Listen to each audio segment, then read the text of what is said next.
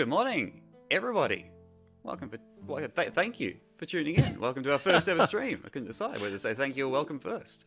Well, also you said good morning, which is technically true for Australia, but very few other places. We're from the future. It's Friday morning. Get up, everybody. We're here at Gen Con Online. It's our first ever time launching a Twitch channel. Several things may be going wrong, like apparently I'm coming through the left channel only right now, so let's see if that fixes things up. Your left. That is the first mistake. I intend to make at least 3 more, so please bear with us and shout out any technical glitches, but we're super excited to be here. This is cool. This is rad. Surely you have to make 3d6 mistakes in a random direction. Yeah. So there you go. Oh, I got some dice here. Nice. None of your digital dice, you cheater. How many more mistakes are you going to make? You have 7 mistakes total, which Fantastic. is quite a lucky number. Mark them off. That's a lucky number. All right. This is the first appearance of Q Workshop dice on our stream. We should talk about coins instead. Hey. Thanks, everyone. We're excited. We are jet lagged without leaving the country. So also, I've just had an espresso, which is better than Starbucks in Indianapolis, and I made it in my house. So, haha, take that. We are going to give you some of our booth patter without all the heavy lifting and all that stuff in no air-conditioned halls. We're sorry we're not seeing you. All I'm seeing is a little blinking light, but it's nice to be here. And we've got some pretty cool new releases for Gen Con, and so we're going to do a bit of a making of, behind the scenes, show you some of the concept art, how all that came through. But first off, we should tell you about the specials we're running. If I can go to, this fancy slide here. If you jump over to campaigncoins.com right now, you'll see some very cool new releases, as well as some specials we're doing right now. If you order from Campaign Coins, 10% off everything.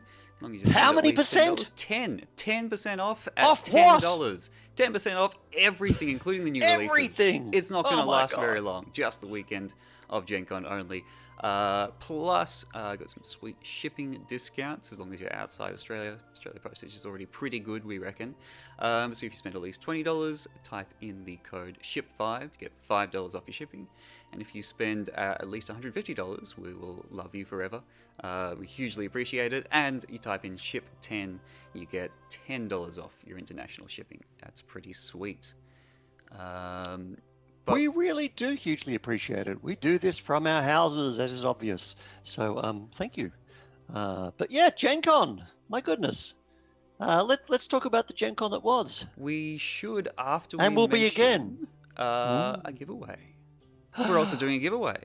Right now, if you go ahead and jump in the Twitch chat and type in !treasure, but you're excited about it, but the exclamation comes first, because you got to get the excitement out of the way, you will go into the draw to win $30 worth of campaign coins credit. Well, hey, first entrant already. Thank you.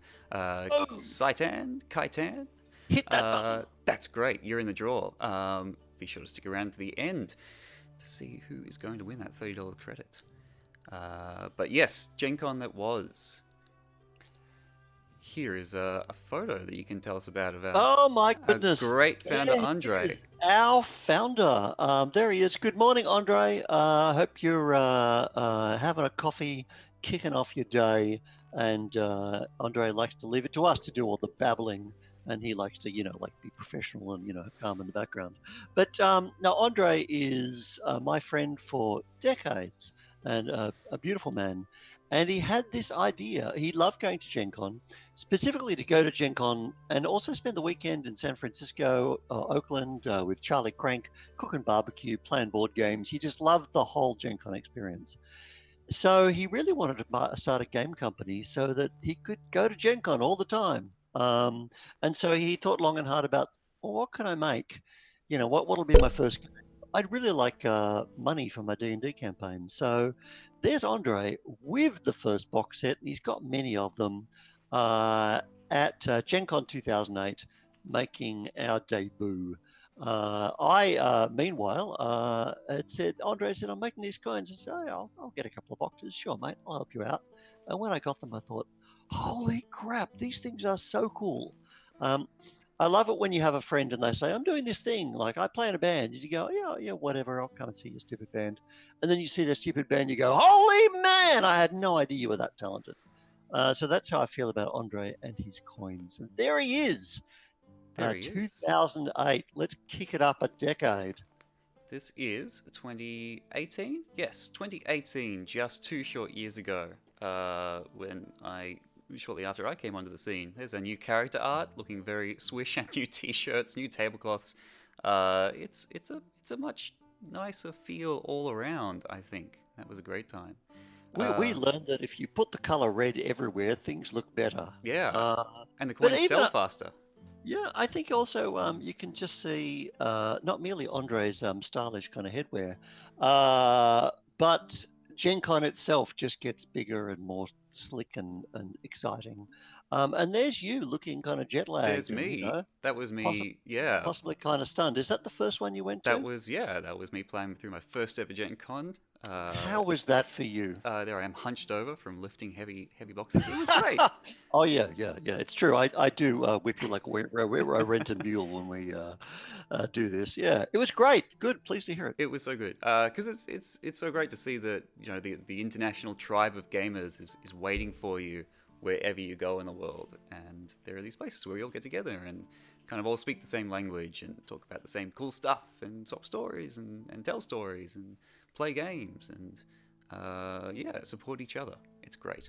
I absolutely love that. And people come along and they're speaking Spanish or German or French, and it was lovely for me because I went there. Andre had been doing this in 2008. I first went with the coins in 2012, but I'd been in the 90s because I write for Chaosium.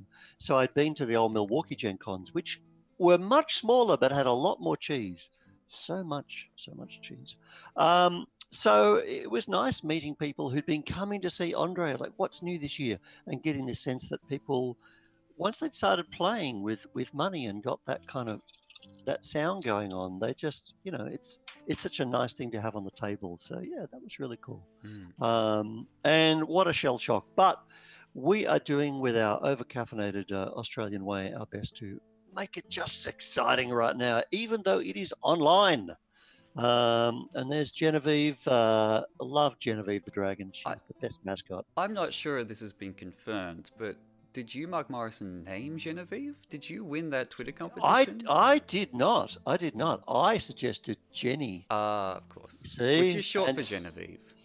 But Genevieve is like, medieval, cool, like, the Lady Genevieve who will roast your face off. But I'm glad that it is not Dragon McDragonface. Yes. Yeah, Even though I'm disappointed in Acquisitions Inc., our home campaign, we are not franchise McFranchise-face. There is a time and a place for a McFace joke, and a Noble Dragon is not one of them. Yeah, but there's Genevieve, her 16-bit form, because Gen Con's all happening online. We're here now, as it were, in my house, and we're going to run some games. Jackson, what are you going to run? Heck yeah, I'm running 13th Age. 13th Age is a rad fantasy game by Rob Hainsel and Jonathan Tweet. They kind of left Wizards of the Coast and made their own version of the world's first role-playing game that they would want to play at home, and I reckon they did a bang-up job. So there they are. They're the coins and tokens we made for it. We made the Dwarven Tower coins and the 13th Age icon tokens. Sorry. Go on. I was just going to say 13th Age is so good. I kind of think of it as indie D&D, and the way it makes everybody so dynamic. Characters are so dynamic. Every character has so much to do. You just get more and more dice. Like first level, you see a fighter, like, I hit a D8. Second level, 2D8. 10th level, 10D8. So good. And the way it throws unexpected story in. What's your game you're running, Jackson? And can we enter? So yes, indeed, you can sign up with play both of our games. Have the link that's in the chat right now. That's a complete lie. Sorry, you're sold out. You're sold out. Congratulations. They're mostly sold out. Keep an eye on them over the next 2 days because there's always a chance people drop out because real life happens. So yes, have a look at the times and maybe check in a few hours before, see if you can slide on in there. So with some backstory, those tokens and coins are from the 13th Age coin Kickstarter we ran back in 2016. There was a very special backer level to play a 13th Age game with Mark at Gen Con 2016. And that was the first bank of Drakenhall. It was some very dodgy, conniving characters that I made for the adventure as they robbed the first bank in the City of Monsters. So we had a great excuse to run another game this year. So we brought back the same characters. It's the same dastardly cast of bastards. This time they are pulling off a dwarven stagecoach robbery in the subterranean tunnels of the Undermarch. It should be a good time. Now, you used the new book for that, didn't you? Yes, so the latest release from 13th Age is the Book of the Underworld, which has got all of the details of what goes on below the surface of the Dragon Empire. So we dive into that a little bit. Should be great. And what's the 13th Age books are so well written; they're so entertaining to read. They're so and entertaining. I think Eyes of the Stone Thief by Gareth Ryder Hanrahan, hands down, best mega dungeon, best dungeon. It's just crackling with ideas.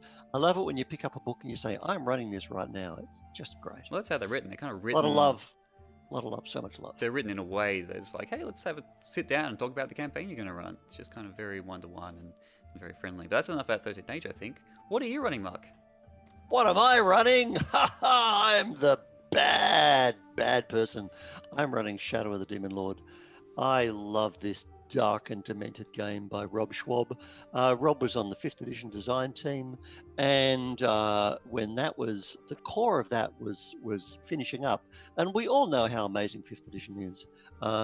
As all the editions of D&D have been amazing in their own way, but 5th edition is very streamlined and very easy to run, and I think Rob took a lot of those ideas and streamlined them even further.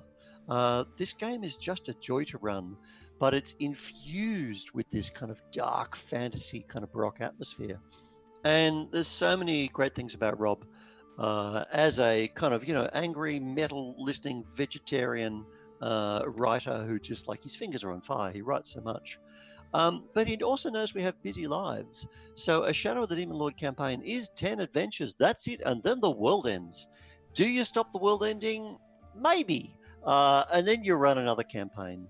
Characters are easy to level up. They just get a few kind of extra notes each level so you can keep up with them. And so my adventure is called 6 coppers, 6 silvers, and 6 gold. And anybody who knows D&D maths can work out how much that adds up to. You're a group of adventurers, and your leader is getting hanged, and you have 2 hours to raise the ransom money. And I literally put a timer on this session. I just go, okay, right, 2 hours. Session finishes at 10:30, and then boom, we drop the platform. And it was very exciting in the playtest. I think they did it with 30 seconds to spare. Nice. So I'm looking forward to running that. And even if you haven't played either of these games, we should say they are just so easy to learn because they kind of strip out they both really do a really good job of stripping out all the fat from the games they were born out of and just jump straight to the storytelling and the action. It's so good. It's a golden age. Too much to play, but yeah, love it. What else is happening at Gen Con? Oh, what are you up to today? Well, these games are like the games we've been talking about. We're not running as streams. We're just running them for like people. But I'm going to stream a game. I'm going to run Call of Cthulhu live on the Gen Con Twitch channel. And that's going to go down in Poland, as it were, in 3.5 hours from now. So I think the time is 10 o'clock Eastern Standard, 10 p.m., so yes. 7 p.m. Seattle. I'm sure nobody watching Critical Role. They'll be watching Call of Cthulhu. Fantastic players from the Ain't It Slade podcast. So I'm really looking forward to scaring them relentlessly and bringing them to a horrible end. It's going to be a good time. And you, of course, Ain't It Slade, they play Wild West Cthulhu, which is what you do every Tuesday night. Jackson and Rachel, tell us about the Stream of Chaos. That's true. I play with a bunch of fantastic players and GMs on the Stream of Chaos, which is Chaosium's, the publisher of Call of Cthulhu, official live play channel. Australia time, yeah, we play on Tuesday nights, and we're currently in the middle of going down some dark trails in Down Darker Trails, the horrific Wild West campaign from Chaosium. And I love the fact that my old compadre Kevin Ross wrote that book, and Kevin worked on it for years. It took a long time to come to fruition. I had the manuscript like so long ago, and it's been done so well. And it really seems to be the new hotness that so many people are running Wild West Cthulhu games, because like it's just sort of an evocative period. What's the most freaked out you've been playing Down Darker Trails? Most freaked out. It was probably the last session when we rocked up to a new town. They said, we got to take you into quarantine. Some people were getting sick. And then topical. Topical, very much so. And the session ended with 2 of the players suddenly vomiting blood as we realized that our breakfast was poisoned. It was nasty. A lot of luck points were spent. Were you a vomiter I or was a? not. I was a vomitee, you were more a I guess. splashy. Yeah. You're in the zone. Good times. Yeah. Sorry, I'm just coming out with Cthulhu now. Let's talk about metal. We've got some rad new coins out. What am I looking at now? What hot red and blue beauty? Also, thank you, Jim, Arthur Gordon Pym. Poison is fun. Yes, poison is fun. Don't drink bleach, people. Just don't do that, right? But here we are. And we have 13 viewers. Like, yay, hurrah. That is like 13th age. So thank you, everybody. Life and Death. Our Life and Death tokens. So I'm really pleased about these. We wanted to design something that could perform a couple of functions. Do you have you got some there? Do you know what? I have one in my hand right now. You do right now. Oh my God! Look at that. That is hefty. Blue and shiny. How far across are those? What's the size of those? That's 3 mil, I think. 3 mil thick and yes, a good poker chip size across as well. Chunky. Right? A little bit smaller. These are 32 mils, so a little bit bigger than an inch. And I have some too, but your camera's better. Whoa, shiny. So this project was kicking around for quite a while, and it began because I really wanted to do tokens for playing hidden role games. And this was because we had our game night at Izakaya Chuji, Gamezilla in the city, and people would play a lot of Resistance and Avalon and Secret Hitler. There was one group that was there every week. They just jumped straight on the largest table. They grabbed Avalon, Secret Hitler, and all of those games, and they just played them all night. I was amazed that they came back every single week to play with the same people. Really, like just lively. And so I wanted to do a nice prop for that. So the idea of rather than like a little cardboard sheet or whatever, you'd have a nice kind of solid coin. So that's where it began. And I guess in talking about behind the scenes today, which is something we've never done before on Twitch, oh my God, everything we do comes from so many different vectors and angles. So this came to us from John Hodgson, from his game, well, not his game really, his sons Rory and Ben's game, Bang and Twang. So John asked us to do the Bang and Twang coins, and we decided they were to be done with coloured enamel for the different sides. And I think they were orange and green, and they turned out really nicely. I think, are we looking at the art right now, We Jackson? sure are. We're looking at a photo of the coins themselves. My God, it's magic, because I'm not watching Twitch, because that's 15 seconds in the past, then it messes you up. I'm glad. They're so eye-catching. They jump straight at you with the metal on top of the enamel and the bright, shiny polish. We had done a lot of enamel coins for the 13th age, so that's when we really started using colour. But this kind of solid fill with the enamel right up to the line. So it's one of those things. We adore John, and you've seen his artwork and art direction in the One Ring role-playing game, the Lone Wolf game. He's got his own new outfit now, Handiwork Games. He does amazing map tiles, and just finished the Beowulf Kickstarter, and Beowulf looks just extraordinary. So lots of love for John and for Rory and Ben. So these worked out really well. My only regret is that we only did Bang and Twang coins, but Ben, slightly younger than Rory, had a better version called Burp and Fart. So, John, send us the artwork for the burp and fart coins, and we'll be making them. So, This is the that first was. I'm hearing of this. I'm stunned. Well, yeah. In fact, actually, we need a code word, you and I, Jackson, for the secret coin project, because I think in this room with you right now is a very secret coin project, isn't there? There are physical samples of something we're excited about There that is. cannot mention. Can we say when All we're right. going to talk about it? No, we're not. No, We may that's never talk about all it. right. That's all So, right. but it just makes it more exciting. But yes, so we doing them enamel is the way to do our coins. So we worked with Drew Morrow, a fantastic artist. Drew is on the Red Dragon Inn coins and the Dwarven Tower coins, all the 13th Age coins. So working with Drew again, I met Drew with THQ when I was working at Blue Tongue, and he's a great artist from those days. So we had to come up with a theme. So skulls, like for the traitor side, was a pretty easy one. So there it was, and the skull turned out so well. We actually put it on one of our dice trays. This is not a skull dice tray. This is actually our Call of Cthulhu dice tray. Everyone's looking at a skull dice tray right now. That's the good news. Indeed. Oh, look, Key Workshop dice. I shall roll them. Yay, 9. So we wanted to do the skull dice tray for the wargamers so they didn't knock their space marines over, or chaos marines.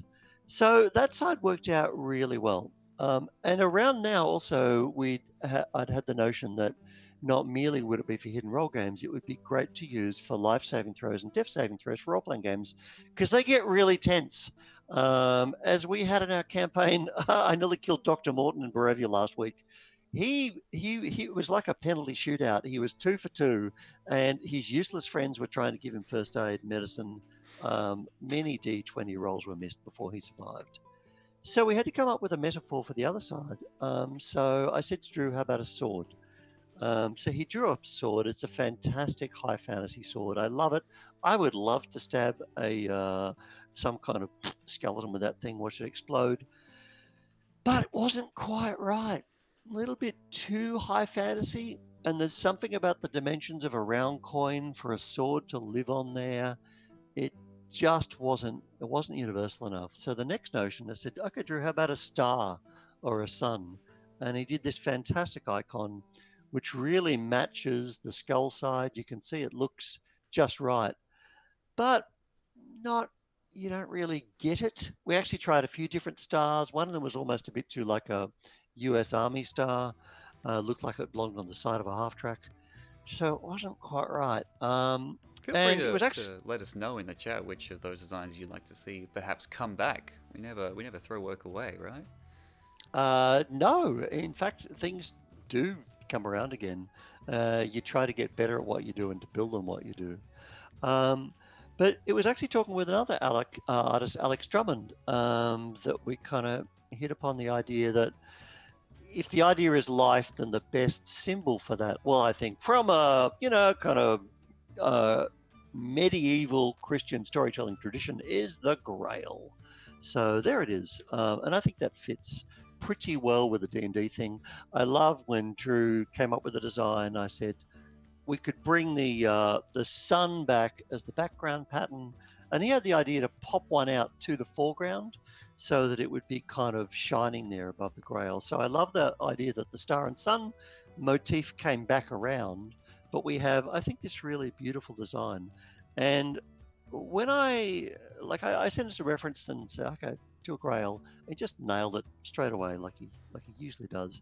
So when we make our coins, the artist just draws art, like artists do. God bless them. And then our technical artist gets involved and works out the layers and the levels. Like if you can imagine that a coin, like is a 3D thing, it's got different heights. We're going to pour the enamel in at certain points.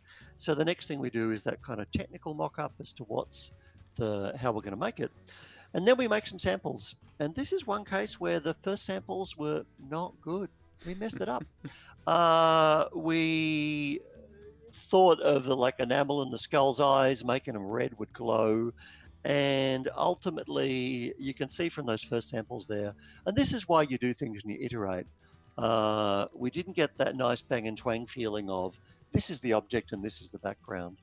So we did them again, and they worked out pretty nicely, and those are now available to order on the website, 10% off during Gen Con Online. What a deal. I think they are US $14.99 for a pack of 5, which is enough for a hidden roll game, or like Dr. Morton in Barovia last week, we are playtesting new scenarios that Penny is writing for the DM's Guild. You too can go 2-all and make your last save. So that's the Life and Death coins. Jackson, what's next? That's the first new product, but we thought we'd have a good chat about some of the most recent products that have come out as well. And the first one has a lot of shared DNA with the Life and Death coin. It's the Gambling I'm In, Gambling I'm Out tokens, Gambling In and Out tokens for Red Dragon Inn. These are, once again, huge solid chunks of metal with bright glowing enamel. Holy moly, I can see that from orbit. Well, hey. That looks so good. So what the heck is Red Dragon Inn? Let me scroll through my notes. It's a fantasy gambling game from Slugfest Games. It's our favorite fantasy gambling game. You're adventurers. There's a huge cast of characters in the game across all the expansions. So you play one of the adventurers who have turned in their quest, got the loot. They've walked into the Red Dragon Inn and they spend the night gambling and drinking and beating each other up. It's a great time. Every now and then, of course, you pause the regular play of drinking and beating each other up to have a round of gambling, where it's very important to keep track of who's still in the round and who has folded or been kicked out. So that is why we made the tokens. It's so much fun. If you want to see the game in progress, get onto the YouTube of Matt Colville, MCDM, absolute kind of kings of streaming and of game design, and you can see them play on their channel. So yeah. There it is. There it is. What is this gambling and why am I in? Why wouldn't you be? There's the art. There's the sketch art, which is by Brian Patterson, aka the D20 Monkey. Hi, Brian! Hey! And here is a sneak peek of the reference photo that we made for the beer spill. I don't know if you can see. I'll go back a second. The beer spill in the background is, in fact, an entirely detailed and leveled up, sitting above the table, beer spill with bubbles included. So there's the reference we used for the sculptor, and I think it came out quite well. No beer was actually spilled in the making of this coin. No, some might have been drunk. So there they are. The levels do a really great job of popping out, as does the enamel. And what we like about it is, with so many of our coins, we're kind of still using them, even though we're all playing online now. We're seeing them on our desk, and I know the Slugfest crew play a lot of their game on Tabletop Simulator. So they're just really handy to have at hand, to give your eyes a break from the screen and actually feel like you're still playing a board game or role-playing games. That's great. Yeah, that's the kind of tactile feel of the metal. Like, it's just so pleasing. I always think of the coins as like going back to when you were like 4 and the Tooth Fairy would leave coins under your pillow, because money was magical. You kind of didn't get it. So yeah, the sound is so cool. Absolutely. So yeah, those are US $19.99 for a pack of 5. So enough for 5 players, and we make the Red Dragon Inn coins as well, so they match in. But of course, you can get it for 10% off right now for the entire weekend right of now. Gen Con. That's the halfway point. If best 4 days in shopping. If you've just joined us, thank you so much, first of all, and you may not have heard that we're doing a giveaway. If you type !treasure right now in the chat, you're going to go into the draw to win $30 of campaign coins credit. So please type that in and stick around to the end. What do we got next? I'm just enjoying all the kind of chat going in here. Thank you, Persian One, who's loving campaign coins. So I'm glad we saw it at Gen Con. There's Shannon from Los Angeles. Hi, Shannon. She has got a fantastic, if it is the same Shannon, I think so, a fantastic outfit whereby she sends you a crate crate subscription of miniatures. So why don't you throw the details of that in the chat, Shannon, so people can find out how cool you are. Yeah, Genro, my God, Genro, the original fan. It is fantastic to see everyone in there. I'm having fun. Back to What have we got? new releases. A very exciting new release from Oh my god. what could be your favorite game of all time. Is that a favorite fantasy game, perhaps? This is pretty important to me. RuneQuest Glorantha. I may tear up openly. 1982, I spent a sleepless night, I kid you not, as only a 17-year-old can, because I just read the RuneQuest rules after playing it, and it was unbelievably so much superior to AD&D. It was just extraordinary. But everybody played AD&D. Oh my god, how could I play another game? Reader, he did. And that's Pavis, I think just the finest fantasy city for role-playing ever developed. I have so much fun. I can run an adventure in Pavis just at the drop of a hat. And in fact, Penny Loves Writes on Twitter, and she writes our Three Dungeoneers fiction, and she is the fifth Beatle of campaign coins. She's written stories, a novel and a collection of short stories based around RuneQuest and Glorantha. So it is in our DNA. And the new edition is so great. The artwork is absolutely popping. And it's streamlined and really brings the world of Glorantha to the table again in the way I think Greg Stafford had always imagined it, with the beautiful kind of color and a totally different set of cultural touch points. And it was funny, I've been reading comments lately saying, I could never play RuneQuest. It's got ducks in it. I could never play RuneQuest. My elf is a plant.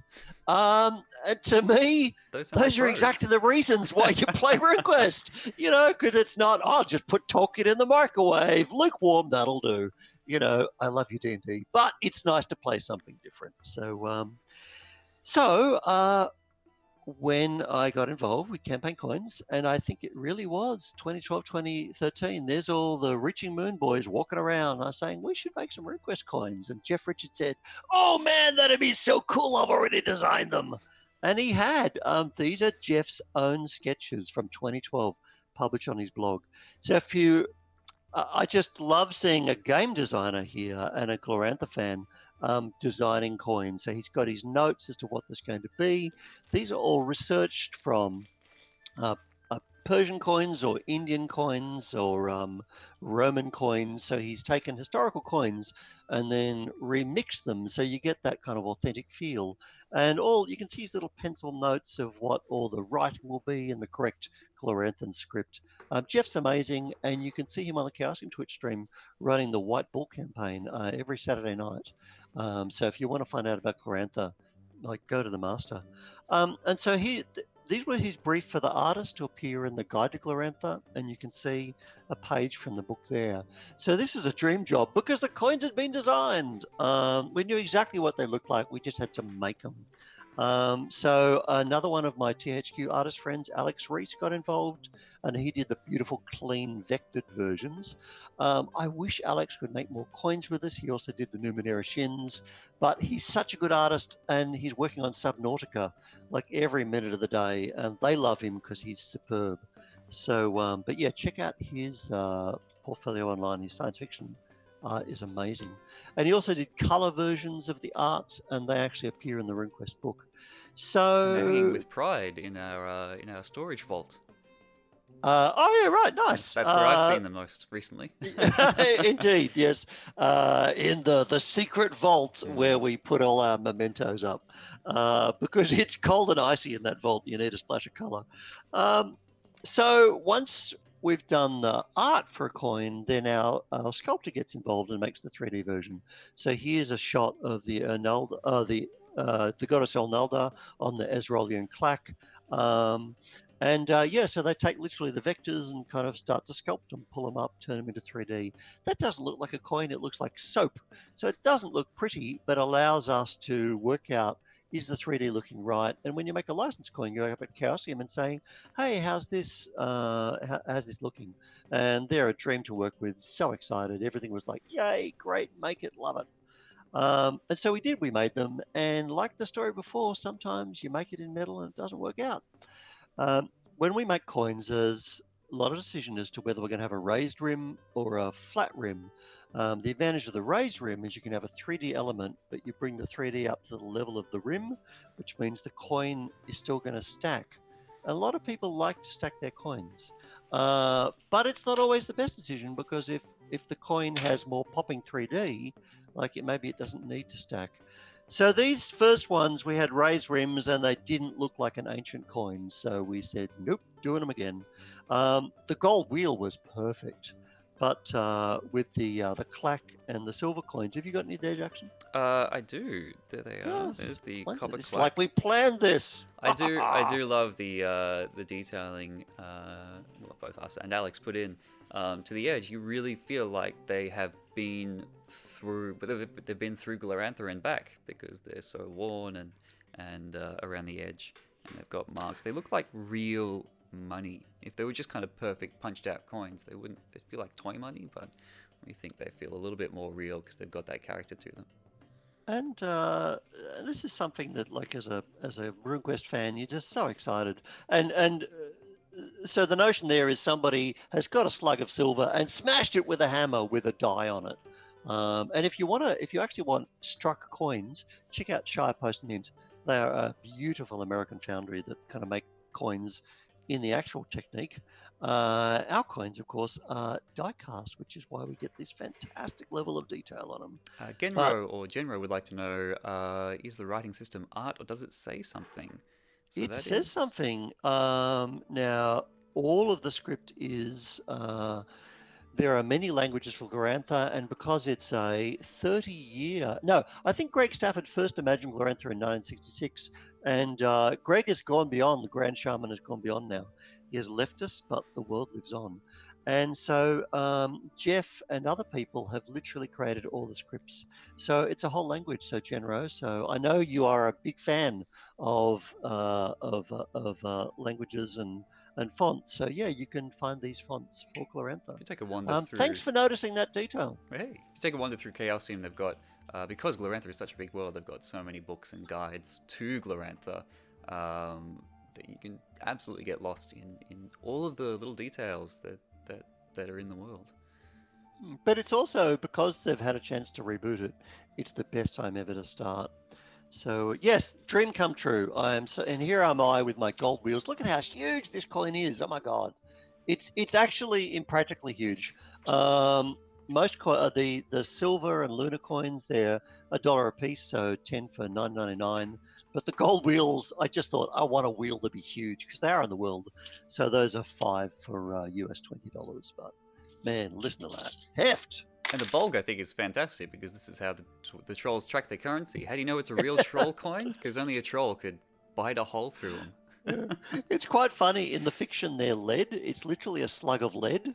And when I was putting them onto the website, I say, I'm not going to describe this coin as lead because that shit's poisonous. But in the world, it's lead. That one is not. It's black nickel. All right, let's do something else, Jackson. What else can we talk about? This is another new release from this year. Back in January, went absolutely nuts. This is our concentration token.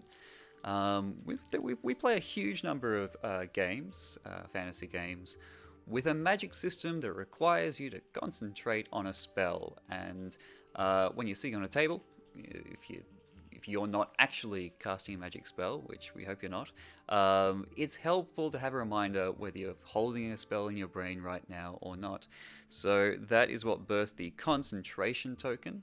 One side is it's got glowing, colourful glyphs to show your magic is bubbling away and ready to go, and the other has. Oh, you hold up that side, I'll hold up the other. Oh, good call. Interactive. Oh my God, look at that! I can't quite see which side you've got. I'm sorry, which side have you got there? Yeah, okay, yeah, you get the better camera, as you were. And the other side's got blazing red lines of power to show magic is on, so don't cast something else. And if you get hit, remember to make your con save. And this is another design from the wonderful Brian Patterson, who also did the gambling in and out coins. There's some of the sneaky little line art there. Brian is just a lovely human. Met him at Gen Con years ago, and he always wanted to make coins with us. So when we thought of this project, it was like, oh my God, at last we can do something with Brian. He's really going to get it. D20 Monkey, check out his amazing comic strip of 10 years. Jump onto his Patreon. He's did a lot of work with his own World of Carthun, did a lot of games for Evil Hat. Greedy Dragons is a really charming card game with great dragon art. So a lot of love for Brian. And that concept sketch there is just what a consummate professional he is. This beautiful point of design. This is how it's going to work. That's just a rough. Like, you can almost make that coin immediately. So that was cool. Because there was a lot of back and forth on this coin. I think I think we struggled for a long time with how do you show the concept of concentrating on magic. Oh God, this is another thing. Yeah, it took ages. I Yeah. think at one point we were looking at like a wand or a book or something like, oh well, that's a little bit too specific to clerics and wizards. We want to make it a universal symbol for magic, and I think it's fair to say we really had no idea how to do it, but Brian did. Yay! No, and it's just the kind of the ley lines, but we still managed to have a fight at the end, didn't we? Did we? Oh yes, of course. When the oh there we go. There's the nice final samples. When we came down, when the art was finalized and we came down to making them, we thought, let's make a couple of different colors to see what we like, and we ended up with the Great Red Green Fight campaign coins in 2020. The Great Red Green Fight of the Civil War. Yeah. So one camp said, well, green is go. Green should be go, magic go. Well, hey, and the other side. And red is stop. Red is stop. That doesn't make sense. But we went with the original instincts. Because the red just kind of pops out a lot more, I think. The green was almost fading away to the bronze, but the red really grabs your attention and says, this is happening. We're on. Every now and then when we're playing, we accidentally pull out one with a green side.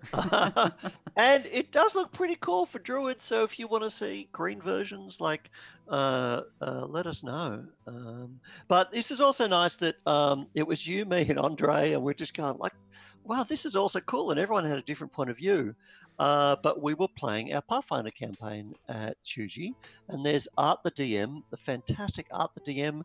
You can also see them on the Stream of Chaos, and so it was nice to have like a DM who just gets the game so perfectly and could like tiebreak for us. So that was cool. There's a photo of us playing Pathfinder, and speaking of Pathfinder, yeah, that's this it. is But our. Yep. I just, what would I pay for such a fantastic, useful piece of kit? Normally you'd pay just $9.99 for US. such a beautiful concentration token, which again will sit on your desk when you're playing online and gives you a nice meat space reminder of whether you're concentrating or not. But right now, if you jump over to campaigncoins.com, you're getting 10% off everything for the weekend of Gen Con. With some neat shipping discounts. And Art the DM is in the chat remembering the discussion. Hey. Thank you, Art. You were the person of the moment when we had to work that out.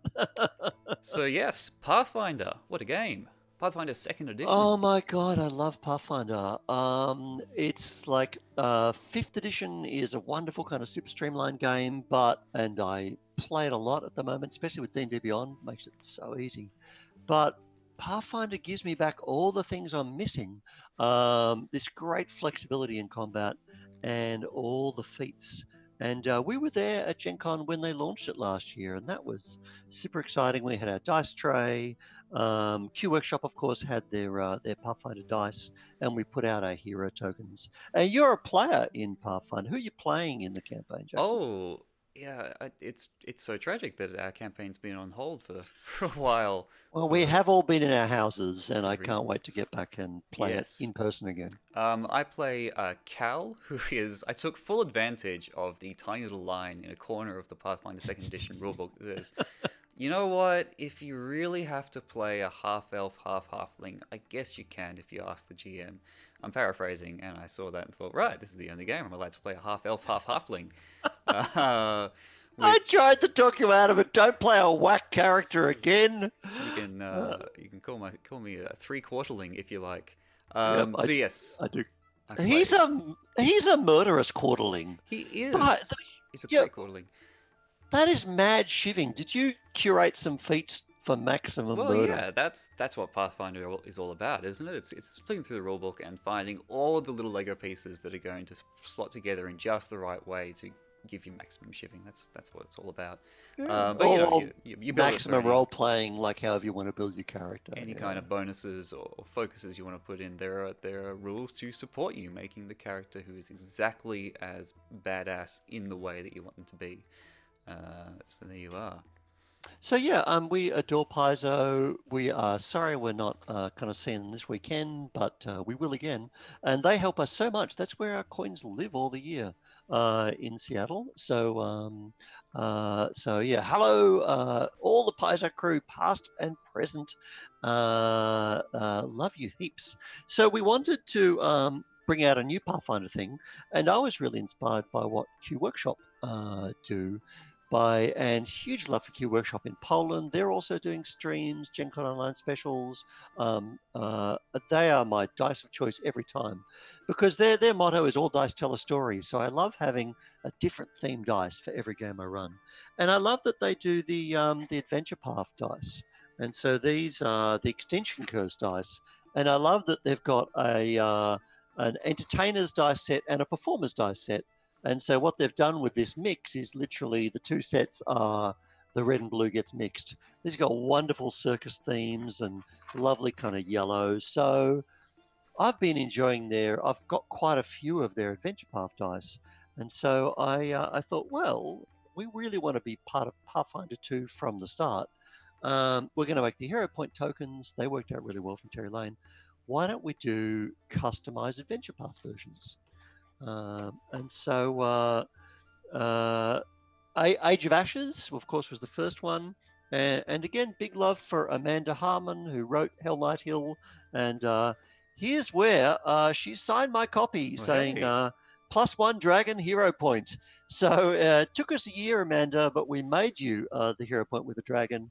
And it's bittersweet. We will always have Gen Con and the wonderful game she's written. But she's now off on a new adventure as a kobold. She's, I think, the managing editor or editor with many superlatives at Kobold Press now. So, but she's well loved at Paizo for her great work on Starfinder and everything. So we wanted to make a hero point for Age of Ashes. And it's great to work with Paizo. They know Galarian, they know what they like. I thought we would make this dragon here, this red one from the first book, because like that's the book I associate. But they said no, the dragon to use is the one from the sixth book. So Terry had done the design for the beautiful Pathfinder tokens, but he wasn't available. He's too busy with his day job, which is very cool. Happily, he happens to live with Jake, his son, and Jake was totally available and also a great artist. So Jake worked out how to frame the dragon within the design of the hero point that Terry had already created. And so it's got this kind of really dynamic look sneering at you. Once again, our sculptor gets involved and gets that kind of the teeth and the sneer and the horns. I love how Jake's got the horns popping out of frame. It's a really dynamic coin, and that's how it looks now, this wonderful kind of collectible Adventure Path token. And it's the same size as all the others, stacks perfectly. And I hope that you just buy one, so when you're playing Age of Ashes, it comes around in the mix and you go, hey, I at the table will be I'll be randomizing it, and you get like a special buff if you get the token for that Adventure Path. Also, when we made the Sahedron medallion, a lot of DMs, kind DMs, were actually buying one for each of their players that had played Rise of the Rune Lords. So I hope this will be a gift you can give to your DM, like, oh, Game Master, thanks for running this amazing adventure by Amanda for us. So hey, you owe me stuff, Jackson. I'm running this adventure for you. Okay. I know a guy who can get me some coins, so that Check works out in the very mail. well. All right. Oh, cool. My goodness, what a useful thing for games. So, Man, so happy that Andre Bishop thought of that idea in 2005 stuff. is when he registered our company name. And shout out to Lee Smith, also the Australian artist who did all our original coin designs. So there's the Pathfinder Age of Ashes Hero Point coin, which is right now on the front page of campaigncoins.com, where you're getting 10% off for the entire weekend of Gen Con. You'll also see the Pathfinder Extinction Curse. Did I say that right? Yeah, Yes. and I thought each of the coins in this range should be like a monster or a character, but there they are, all They good to are. go with lovely layout by our friend Roberto from the amazing cover design. Sarah Robinson's the art director at Paizo. They are such an amazing company. So yeah, I thought it would be a monster for Extinction Curse, but they were very adamant it's got to be the tent. And I haven't played that one yet, but it's clear that people really bond with their tent and running away to join the circus in Galarian. Like, who wouldn't want to? So that coin has a tent on it. That's a first for me. So that's the making of 5 things that are big and new for us at Gen Con Online. Yeah, that's everything.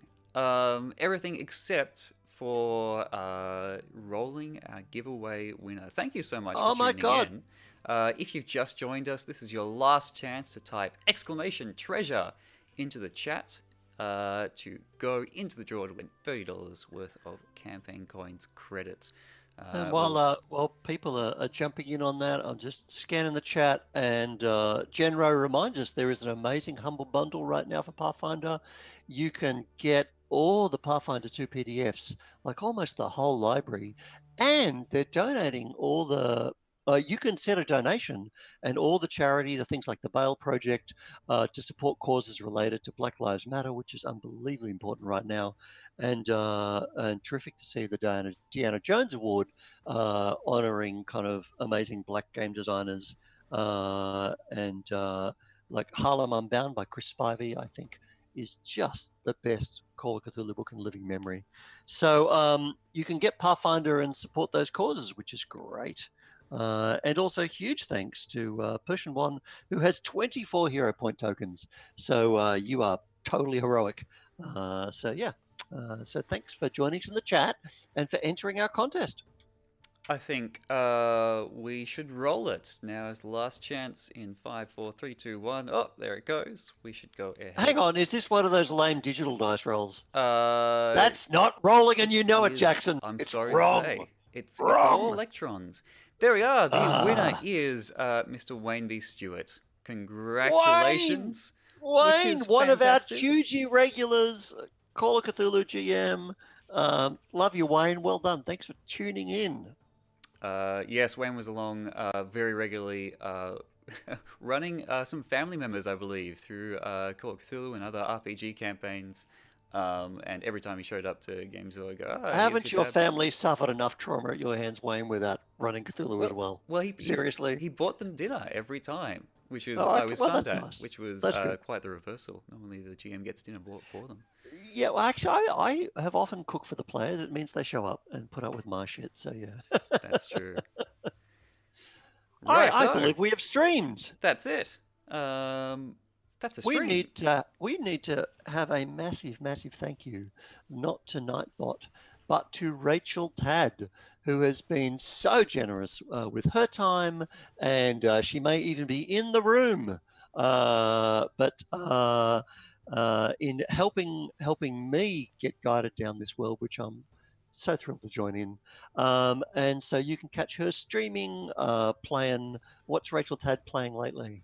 Bit of Ring Fit. Bit of Ring Fit, bit of Mass Effect, I believe. Good stuff. You just click on Rachel Tad right there in the chat. So chuck her a follow, please. I also like the stretch breaks, which we didn't do today. But everybody stretch. It's morning in Australia. It's a good call. And of course, Tad, Boss Cat, has he been on the stream? Has he been past? Not today. I think he's camera shy. Shut out of the room. Disappointed, Tad. We never talk. You're dead to me. Oh well. Oh, he's in the room. He's behind the screen, so you can't see him here. All right. Okay. Well, I can feel we are blessed. Fantastic.